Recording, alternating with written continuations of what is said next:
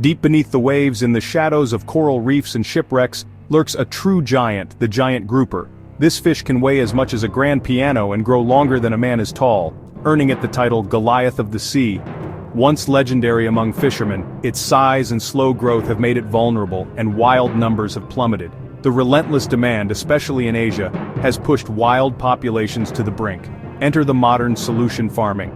Today, dedicated farmers raise these giants from eggs, replicating the ocean's complexity in tanks and sea cages. It's a high-stakes blend of science, patience, and risk. One small mistake can mean disaster. The goal? A sustainable supply of a fish loved perhaps a little too much. We'll follow the farmed grouper's journey from hatchery to bustling seafood markets. This is more than food production. It's a battle against disease, a test of innovation, and a quest for sustainability. The story of the giant grouper is where human ingenuity meets the raw power of nature. What makes the giant grouper so coveted? Its meat is brilliantly white, firm and mild, perfect for countless dishes. The skin and cartilage are rich in collagen, turning meltingly tender when cooked, a prized delicacy in Chinese banquets. In Hong Kong, Singapore and Malaysia, a live grouper in a restaurant tank is a symbol of prestige and celebration. Choosing your fish is a ritual, and the price can reach thousands for a single specimen.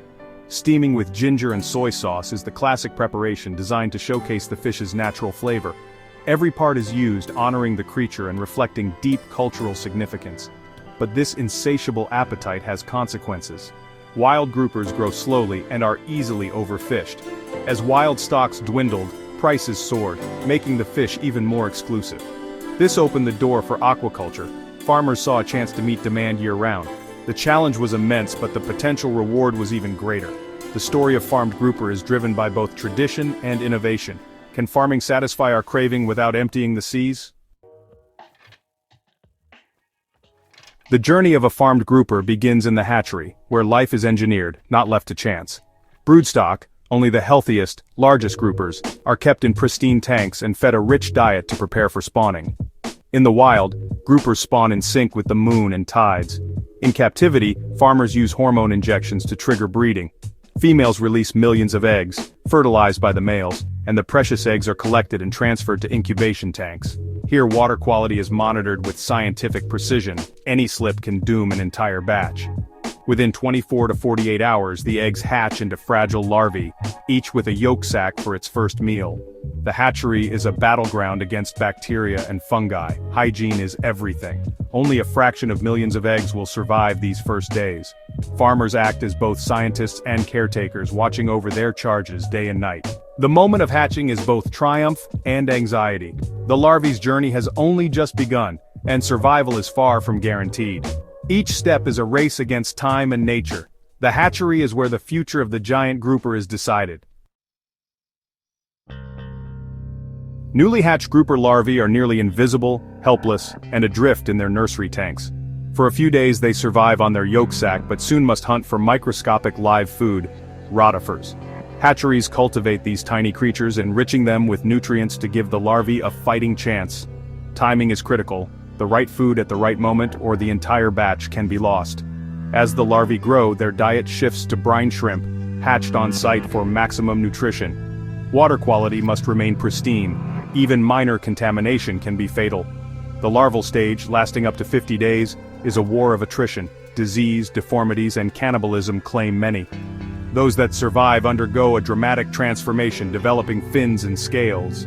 By the end, the survivors, now called fry, are just a few centimeters long but have overcome their most perilous phase. They're ready to leave the hatchery and face the next challenge.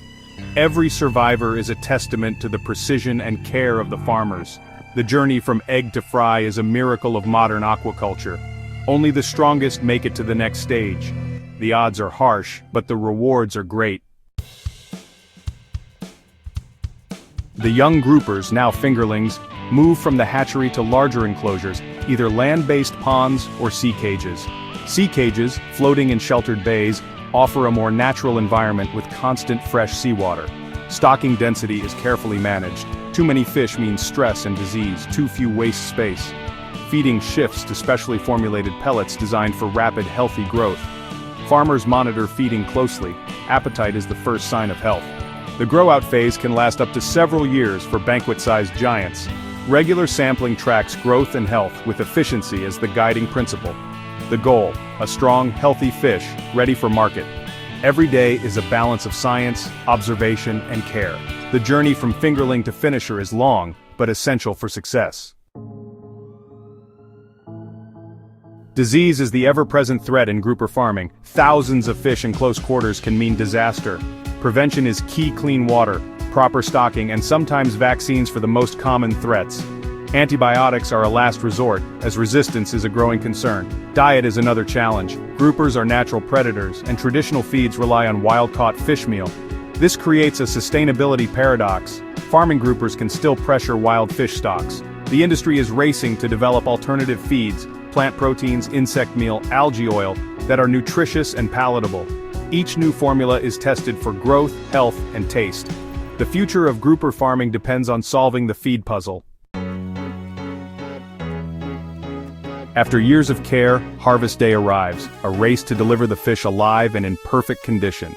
Harvest teams crowd the fish, scoop them into boats with oxygenated tanks, and rush them to shore. From there, specialized trucks whisk them to city markets and restaurant tanks. Every step is designed to minimize stress and mortality. A live grouper fetches the highest price. In restaurants, diners select their fish from the tank, freshness on display. The chef steams the fish, highlighting its delicate flavor, and it's on the table within minutes. Not all groupers are sold live. Some are processed, chilled, or frozen for export. Quick, humane dispatch and careful packing preserve quality for distant markets. This global supply chain brings giant grouper to tables from Asia to North America. The farm-to-fork journey is a marvel of logistics and freshness. Every step is about quality, speed, and respect for the fish.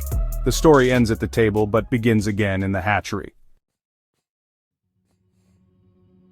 Grouper farming is evolving fast, driven by science and necessity. Selective breeding is underway. Scientists seek faster-growing, disease-resistant, and feed-efficient fish.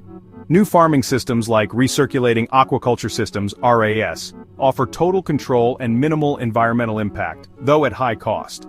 The holy grail remains sustainable feed, moving away from fish meal to plant, insect, or even single-cell proteins. Success here could make grouper farming a net producer of protein, not a consumer of wild fish. Technology is also improving traceability. QR codes and blockchain let diners see their fish's entire journey. Transparency builds trust and pushes farmers toward higher standards. The fusion of biology, engineering, and data is reshaping aquaculture. Every innovation brings us closer to a sustainable future. The challenge is immense, but so is the potential. Grouper farming is where science and nature meet, and sometimes clash. Does farming giant grouper protect wild populations or create new problems? In theory, aquaculture relieves pressure on wild stocks by meeting demand, but reliance on wild-caught fish for feed, and risks like escapes and pollution, complicate the picture. Poorly managed farms can harm local ecosystems. Responsible practices and new technologies are essential. The industry must balance production with environmental stewardship. Grouper farming isn't perfect, but it may be necessary for both food security and conservation. The key is continuous improvement, better feeds, smarter farming, and a focus on sustainability. The story of the giant grouper reflects our relationship with the ocean. We can exploit or protect, the choice is ours.